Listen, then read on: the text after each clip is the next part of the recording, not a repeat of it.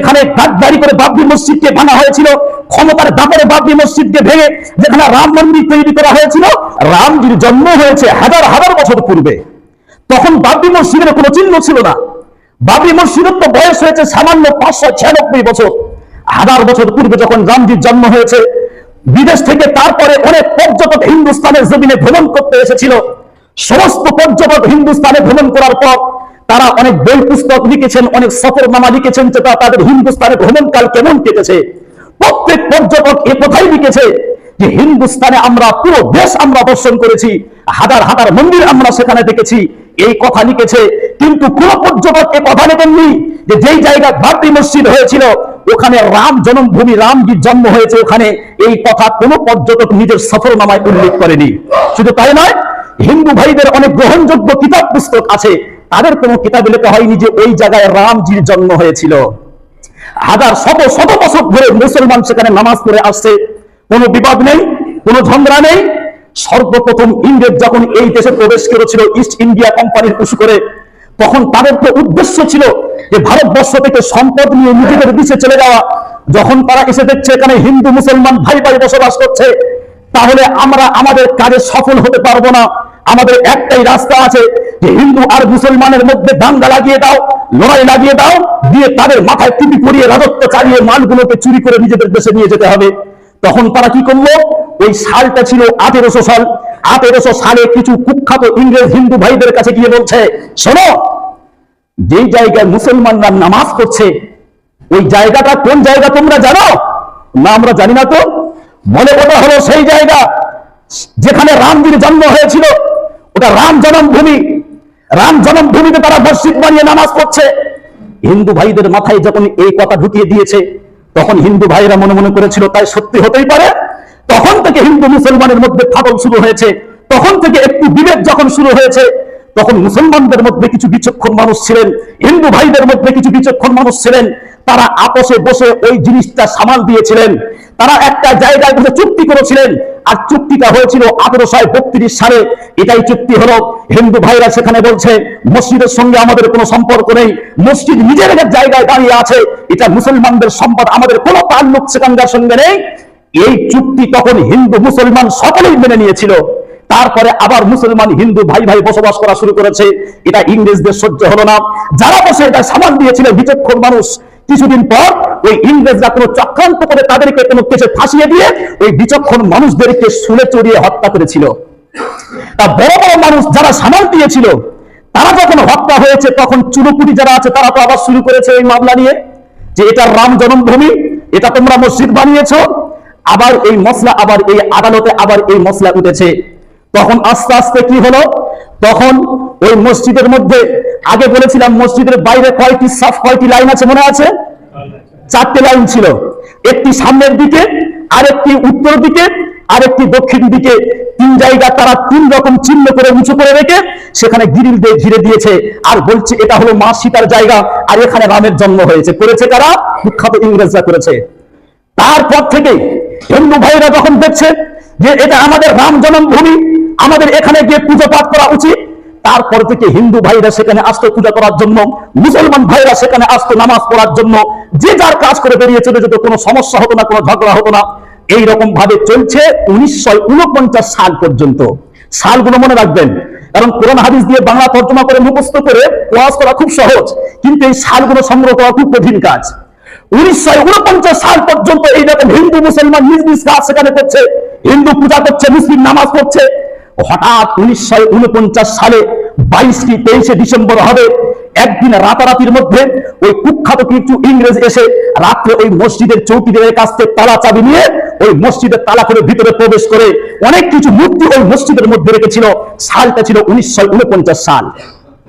রাত্রের মধ্যে মূর্তি যখন সেখানে রেখেছে, সকালে হইচই শুরু হয়ে গিয়েছে। কি ব্যাপার, এই মসজিদের মধ্যে এতগুলো মূর্তি কোথা থেকে এলো?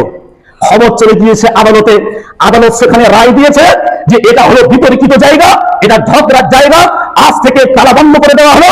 কোনো হিন্দু এখানে পূজা করবে না, কোনো মুসলমান এখানে নামাজ পড়বে না, মসজিদে তালা বন্ধ করে দেওয়া হলো।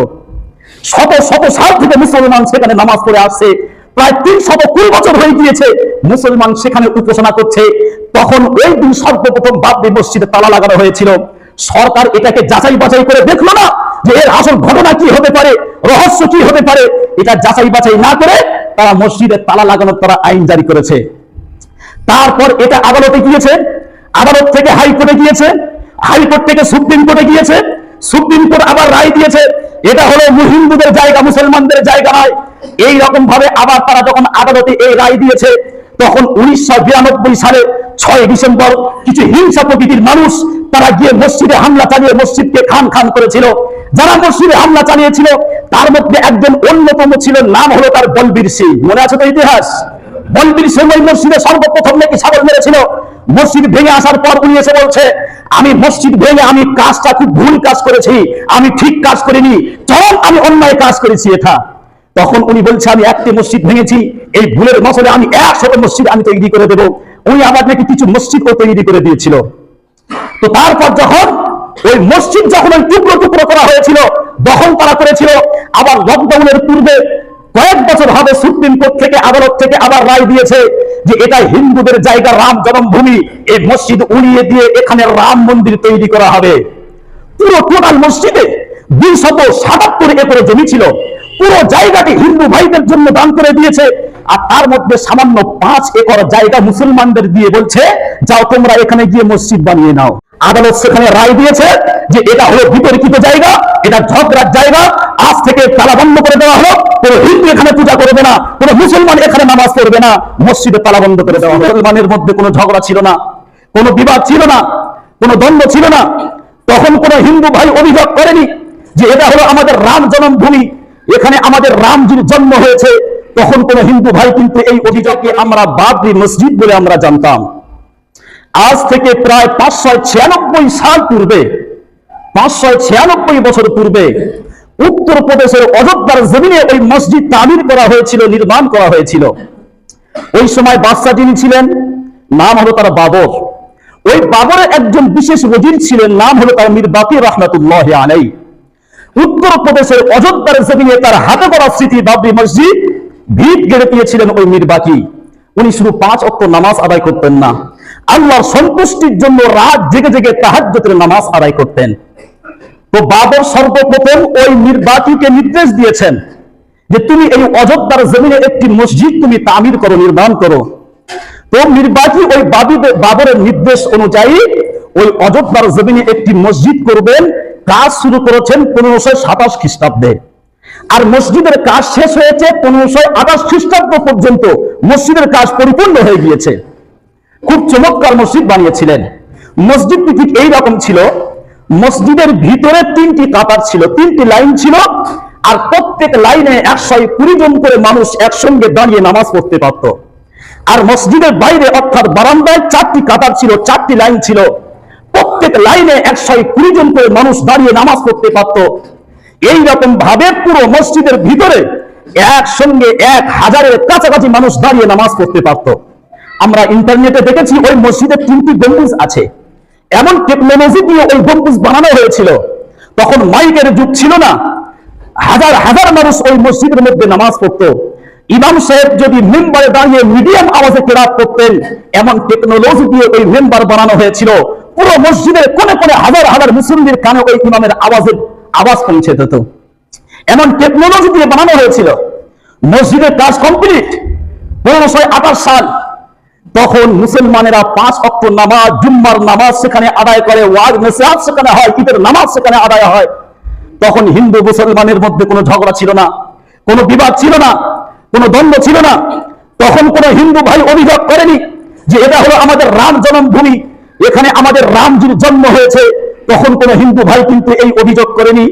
এমনকি ওই মসজিদের যারা ইমাম মুয়াজ্জিন থাকতেন তাদের মাইনে দেওয়া হতো, সরকারি ফান্ডে থেকে তাদেরকে মাইনে আসতো। আর বাৎসরিক 30 টাকা ওই মসজিদের ওজিফা দেওয়া হতো। সেই জামানা অনুযায়ী 30 টাকা অনেক কিছু ব্যাপার। ওই যে মসজিদ ভারতবর্ষে মুসলমানদের জন্য একটি ঐতিহ্যবাহী মসজিদ ছিল, সেটা আজ আমাদের হাতছাড়া হয়ে গেল। আবার ওটা নিয়েছে, আবার জ্ঞানব্যাপী নিয়ে আবার মামলা শুরু করেছে। ওখানে নাকি 2 টির লম্বা একটি শিবের লিঙ্গ পাওয়া গিয়েছে। মুসলমানদের যত ঐতিহ্যবাহী জিনিস ছিল আস্তে আস্তে হাতছাড়া হয়ে যাচ্ছে। এর দুটোই কারণ হতে পারে।